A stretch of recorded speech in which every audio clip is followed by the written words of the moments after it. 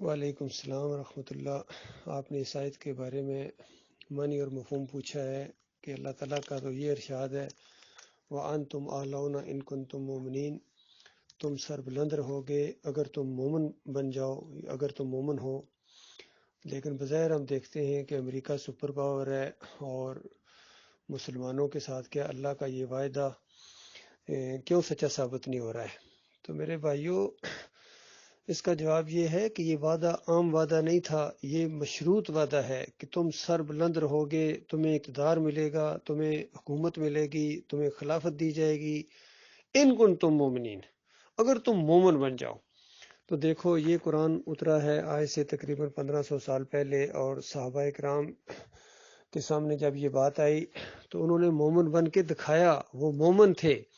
وہ اللہ کے علاوہ نہ کسی سے ڈرتے تھے، نہ اللہ کے علاوہ کسی کے سامنے جھکتے تھے، نہ اللہ کے علاوہ کسی اور چیز کا واسطہ وسیلہ دیتے تھے، نہ کوئی اور ان کا نظام تھا سوائے اسلامی نظام کے۔ ان کے جو قوانین تھے وہ اللہ کی طرف سے تھے، اور وہ ان سارے باقی جتنے نظام تھے دنیا میں رائج، چاہے جمہوریت ہو یا جو بھی جتنے سسٹم ہو، سب کو وہ بالکل رد کرنے والے لوگ تھے۔ وہ اللہ کے فرما بردار تھے، اور ان کے ساتھ اللہ کا وعدہ پورا ہوا۔ عمر بن خطاب رضی اللہ تعالیٰ عنہ نے ایک دفعہ جب خطبہ دیا اور کتاب کو، اللہ کی کتاب کو اس طرح لہرا کے لوگوں کو دکھایا اور کہا کہ میں اس بات کا گواہ ہوں کہ میں نے خود سنا ہے کہ نبی صلی اللہ علیہ وآلہ وسلم نے اس کتاب کے بارے میں فرمایا ان اللہ یرفع بہذا الکتاب اقواما ویضع بہ آخرین،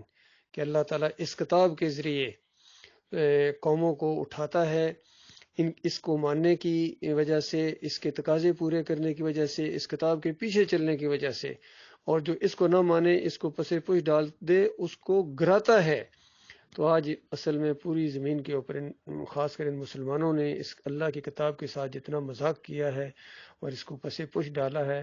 یہ عقل حیران ہے کہ کس قدر بدبختی ان کے اوپر، اور کس قدر ان کی جہالت اور نادانی اور بیوقوفی ہے ان کی، اور کس قدر فریبکاری ہے ان کے علماء کی، ان کے سیاسی لیڈروں کی، ان کے فوجی لیڈروں کی، بالکل اللہ کی کتاب کی طرف نہیں دیکھتے ہیں۔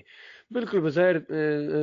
آگے پیچھے دنیا کے حالات، انٹرنیشنل برادری، انٹرنیشنل کمیونٹی، اور کبھی یہ ٹریڈ، کبھی معیشت کے رونے روتے ہیں، کبھی جناب امن کی فاختہ اڑاتے ہیں، اور اللہ کی کتاب جو بات بیان کرتی ہے ادھر ان کا دھیان بھی نہیں ہے۔ دھیان کیا ہونا، اگر دوسرا کوئی دھیان کرانے کی کوشش بھی کرتا ہے تو اس کو یہ باغی، انتشاری اور پرانے خیالات، جی اب دور اور ہے جی، تو اس طرح کی باتیں کر کر نہ صرف اس کو رد کر دیتے ہیں، بلکہ اگر وہ زیادہ دعوت آگے آئے تو اس کو مقابلہ کرتے ہیں، اس کے خلاف پرچے کٹ جاتے ہیں، اور اس کے خلاف یہ قوم ایکا کرتی ہے، اور مولوی اور پیر اکساتے ہیں عوام کو بھی، اور اقتدار والوں کو بھی دشمن بنا دیتے ہیں۔ تو یہ چیز ہے اصل میں کہ اللہ کا وعدہ بالکل سچا ہے۔ آج بھی اگر کوئی مومن گروہ اٹھے، کیونکہ آج جتنی جماعتیں پائی جاتی ہیں، جتنے مسلک پائے جاتے ہیں، گروہ پائے جاتے ہیں، کوئی ایک 100% مومن نہیں ہے۔ انگلیوں پر گنے جانے والے لوگ ہیں، یعنی تقریباً 25 کروڑ ہمارے ملک کی آبادی ہے۔ تو آپ غور کریں، میں تو سمجھتا ہوں 2500 تو بہت بڑی بات ہے، 100 سے بھی کم ہوں گے جو ایمان خالص کے اوپر ہوں گے، توحید کے اوپر ہوں گے، کفر و شرک کا رد کرنے والے ہوں گے، طاغوت کو للکارنے والے ہوں گے، اور دعوت و تبلیغ کو جاری رکھے ہوئے اللہ کے بھروسے کے اوپر بہت کم لوگ ہیں، یقین کیجئے۔ باقی جتنے مسلک ہیں، وہ بریلوی ہوں، دیوبندی ہوں، اہل حدیث ہوں، سلفی ہوں، جتنے بھی ہیں، اور پھر ان کی آگے جتنی برانچز ہیں، یہ حنفی ہوں، حنیفی ہوں، یہ سارے کے سارے شرک کے اندر ڈوب گئے، کسی کے اندر زیادہ، کسی کے اندر کم۔ تو اس دور کے اندر اگر صحیح کوئی ایمان کی، توحید کی دعوت اٹھی ہے تو وہ اللہ تعالیٰ نے اس ملک پاکستان کو عزت دی ہے۔ ڈاکٹر مسعود الدین عثمانی رحمۃ اللہ علیہ نے اس کفر و شرک سے بیزاری کا اعلان کیا اور اس کو للکارا ہے، اور طاغوتوں کی نشاندہی کی ہے کہ مسلمانوں، جن اکابرین کے اوپر تم ناز کرتے ہو، چاہے یہ قاسم نانوتوی ہوں، اشرف علی تھانوی ہوں، محمود الحسن ہوں، شبیر احمد عثمانی ہوں، یا نیچے تک آنے والے ان کے جتنے ہوں، ان کے خدام ہوں، فضل الرحمان ہو، طارق جمیل ہو، تقی عثمانی ہو، یہ سارے کے سارے ان کے اندر شرک موجود ہے، بالکل ثابت کیا جا سکتا ہے۔ پھر اہل حدیث ہوں، ان کے جتنے بھی ہوں، شاہ ولی اللہ کا پورا خاندان ہوں، یا موجودہ یہ جتنے فرقے ان کے اہل حدیثوں کے ہیں، میاں نذیر دہلوی ہو، اور بدر الدین راشدی ہو، پیر جھنڈا، جتنے ہیں سارے کے سارے، یا موجودہ جتنے یہ سیاسی بھی بن گئے ہیں، سینیٹر تک پہنچ گئے ہیں، یا یہ جماعت اسلامی کے سراج الحق ہوں، اور وہ میر صاحب ہوں جو ان کے اہل حدیثوں کے ہیں، سب کے اندر شرک ہے، یقین کیجئے۔ یا یہ سلفی ہوں، یہاں کے سعودی ہوں، حنبلی ہوں، گمبد کے پجاری ہیں، بادشاہت کے پجاری ہیں، اور کم از کم شرک جن کے اندر ہے وہ یہ کہتے ہیں کہ نبی علیہ السلام ہر جگہ حاضر ناظر نہیں ہے، بلکہ قبر کے اوپر صلاۃ و سلام پڑھو تو روح واپس آ جاتی ہے، سنتے ہیں، جواب دیتے ہیں۔ یہ فتویٰ ہے عبداللہ بن باز کا، سعودی عرب کے مفتی اعظم کا، اور سب کا یہی عقیدہ ہے۔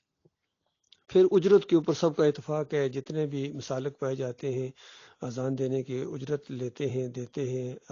مؤذن کی حالانکہ اجرت حرام ہے، نبی علیہ السلام نے فرمایا مؤذن اس کو رکھو جو اجرت نہ لے، پھر امامت کی بھی اجرت لیتے ہیں، دیتے ہیں۔ تو یہ قرآن کے بھی خلاف ہے عقیدہ، صحیح حدیث کے بھی خلاف ہے، اور جو عالم دین، موحد عالم دین گزرے ہیں، امام الموحدین جسے کہا جاتا ہے، ابو حنیفہ رحمۃ اللہ علیہ، انہوں نے تو نام لے کے کہا ہے، اور ان مولویوں کی کتابوں میں موجود ہے، یعنی جس کو پڑھ کے یہ مفتی بنتے ہیں، الہدایہ کے اندر یہ فتویٰ موجود ہے۔ یہ ابو حنیفہ رحمۃ اللہ علیہ کہتے ہیں کہ جو مؤذن اذان کی اجرت لیتا ہے، یا امام امامت کی اجرت لیتا ہے،